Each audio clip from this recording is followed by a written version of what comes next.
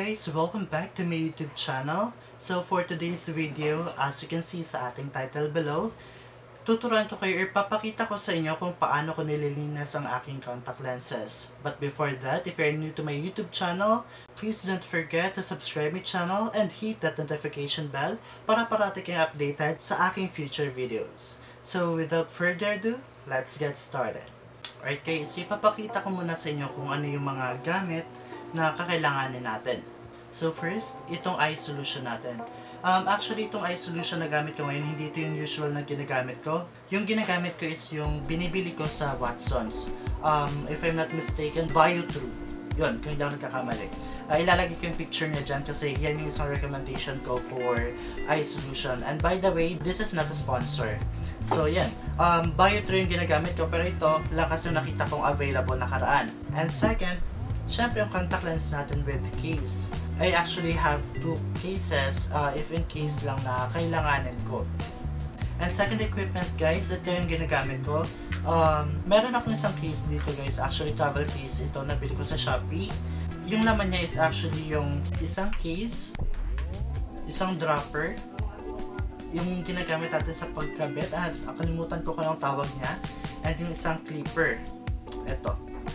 So ito kailangan ko siyang ingatan ngayon kasi ito lang yung gagamitin ko sa kanila. And last, itong something like mix, pang mix. Ito yung pinaka panglilinas natin doon sa ating contact lens. So nabili ko siya sa Shopee. Ang price niya is nasa 60 pesos plus the shipping fee. Okay, so far so good naman tong product or item na to na ginagamit ko pang cleanse ng aking contact lens. So ang una-una kong ginagawa guys is pinupunuan ko tong ating parang pang-mix na parang washing machine ng ating contact lens. Ito guys. Kung makikita nyo, may guhit siya na ito. Yan. Hanggang dyan lang yung ating eye solution na ilalagay. Hindi na natin siya sobrang pupunuin. So ganito yung magiging itsura niya guys. Ito yung ating left. Dito yung left and ito yung right. So, dito natin ilalagay yung left na contact lens and dito rin yung right. May shape naman na siya guys. So, madali lang natin ma-identify kung paano natin ilalagay. Ito yung papakita ko. So, nalagay ko na guys itong ating lens sa loob. So, ganito lang naman siya kasimple.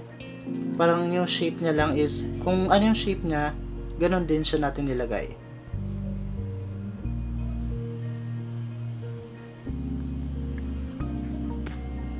So after nan guys, i-close ko na itong ating mix.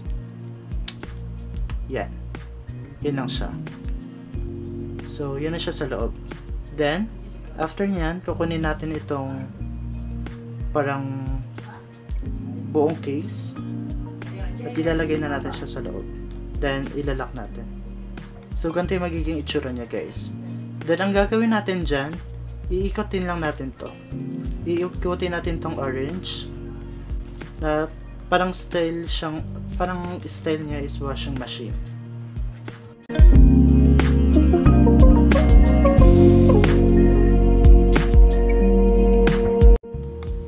So pagkatapos ng sa case, ang gagawin natin dito sa natitirang tubig, itatapon natin laman nitong case na to at papalitan natin ng bago. Pero make sure na pupunasan nyo siya ng tissue para walang matitirang any dirt sa loob.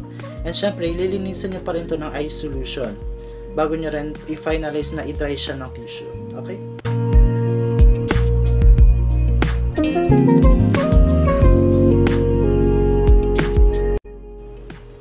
So after nyan guys, nalagyan ko na ng bagong tubig to at na-make sure ka na rin na malinis tong ang nasa case.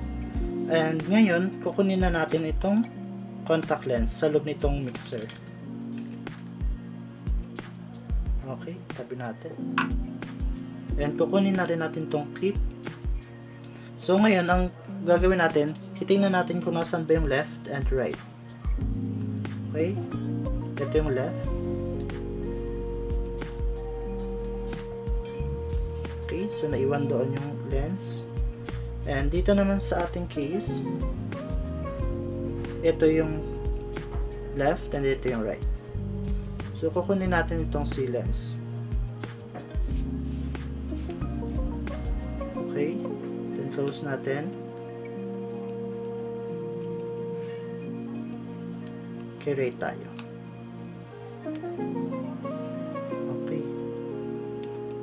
Make sure lang guys na wag, kahit sabi natin nagugas natin ang kamay, kailangan hindi pa rin siya matatouch ng ating skin or ng ating hand. Okay? Then ito ang ginagawa ko dito guys, tinatapon ko na siya, hindi ko na siya nire-reuse. Much better kasi na malinis talaga pag ginagamit.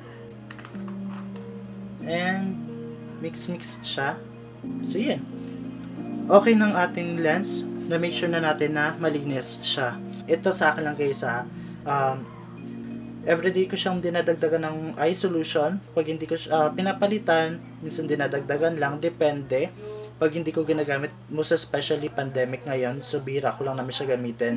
Kadalasan, nagsasalamin lang ako. So sa video na to guys, pinakita ko lang kung paano ko ginagawa or nililinas ang aking contact lens kasi yung contact lens ko is graded siya. This is not usual contact lens na lang for fashion. And also, shinare ko siya para aware din kayo kung paano rin yung other way na paglinas ng ating mga contact lens. So, most especially ngayon is pandemic, kailangan natin na ingatan yung contact lens din. And lalo na yung paggagamit ng mga kamay sa pagtatanggal. Siyempre, paglilinis na nun. Kasi marami akong nakikita na gumagamit ng kamay din na actually ako before, ganun din ako nagtatanggal at naglalagay ng contact lens, kamay lang. And na-realize ko na hindi siya safe na ngayon, lalo na may COVID, diba?